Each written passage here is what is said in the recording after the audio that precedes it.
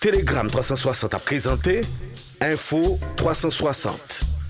Info 360, yon condensé actualité journée en 360 secondes. Tout ça doit connaître sur ce qui passe dans le pays d'Haïti à l'autre côté, Info 360. Info 360, c'est information pratique, bien traitée, sans fausse côté. Vous êtes sur Telegram 360 et vous suivez Info 360. Bonsoir à tous et bienvenue. Coup dur pour le gouvernement du Dr Ariel Henry qui ne jure que par le débarquement d'une force militaire spéciale en Haïti pour mettre fin au règne des gangs armés. La Cour suprême du Kenya a déclaré illégal et inconstitutionnel le déploiement des forces kenyanes en Haïti. Dans une décision prise ce vendredi 26 janvier 2024, la plus haute instance judiciaire de ce pays de l'Afrique de l'Ouest a fait savoir que le président du Kenya, William Ruto, ne dispose pas de provisions légales pour envoyer des policiers dans des missions dans un pays étranger. De notre côté, le gouvernement kenyan n'entend pas faire machine arrière malgré l'interdiction de la Cour suprême. En effet, l'administration du président William Ruto vient d'annoncer son intention de contester immédiatement le verdict de la plus haute instance judiciaire du pays de déclarer illégal et inconstitutionnel le déploiement des forces kenyanes en Haïti. Par le biais de son porte-parole, l'exécutif rappelle que le Kenya a une longue histoire de contribution à la paix dans le monde dans des pays comme le Soudan du Sud, la Namibie, la Croatie, le Libéria et la Sierra Leone. Autre dossier, les activités n'ont pas encore repris au collège Marie-Anne 48 heures après la libération des religieuses de la congrégation de Sainte-Anne. Des employés du collège Marie-Anne ont organisé ce vendredi un sitting à Crissois pour demander aux autorités de prendre les mesures appropriées afin que les élèves et les professeurs puissent travailler dans de meilleures conditions. Déplorer indifférence autorité qui coiffe l'éducation.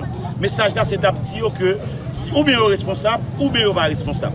Travailler responsable, c'est permettre ça au bord, faire marcher pour faire le marché très bien. Donc nous comprenons que le système éducatif est dysfonctionnel, son appel nouveau par l'autorité pour faire pour mettre Jean-Jacques pour l'école pas camper, pour l'école continuer à fonctionner. 25 761 Haïtiens ont été rapatriés de la République dominicaine au cours du mois de décembre 2023, selon un rapport communiqué par le groupe d'appui aux rapatriés et réfugiés. 6 998 Haïtiens ont été refoulés et plus de 223 886 ont été retournés volontairement dans leur pays, ajoute le GAR. C'est une pratique qui est courante côté que chaque jour, nous recevons de petits monde qui pas accompagner avec parents. Chaque jour, nous recevons de parents qui viennent alors que petits monde étaient en République dominicaine.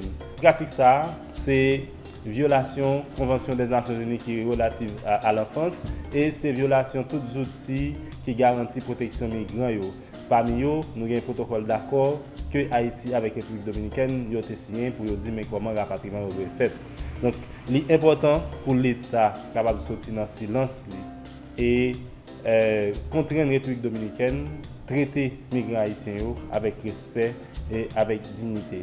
Pratique côté y a maltraité, y a battu, y a entré la caillou dans la nuit pour la journée, y a prendre sur chantier côté à travail, y a prendre l'hôpital. C'est deux pratiques qui sont inadmissibles et l'État n'a pas fait silence sur ça. Info 360. Info 360, yon condensé actualité journée en 360 secondes. Et dans la page sportive, les Grenadiers connaissent désormais leurs adversaires pour le deuxième tour préliminaire des qualifications pour le Mondial de 2026. Placée dans le groupe C, la sélection haïtienne devra affronter en match unique Curaçao, Sainte-Lucie, Barbade et Aruba. Ils débuteront face à Sainte-Lucie à domicile avant d'affronter Barbade et Aruba en déplacement, puis recevront le Curaçao. Et pour finir, conflit Israël-Hamas, la Cour internationale de justice a rejeté ce vendredi 26 janvier l'idée d'appeler l'État hébreu à mettre fin à son offensive militaire dans la bande de Gaza. Cependant, le tribunal onusien a ordonné à Israël de prendre des mesures pour empêcher tout acte génocidaire dans ses attaques. La décision de la Cour internationale de justice de La Haye constitue une première étape dans une affaire intentée par l'Afrique du Sud qui accuse Israël d'avoir commis un génocide contre les Palestiniens à Gaza. Et voilà ce qui met un terme à cette semaine d'Info 360 avec Telegram 360. Merci de votre fidélité, bon week-end et à la semaine prochaine. Info 360, une présentation Telegram 360.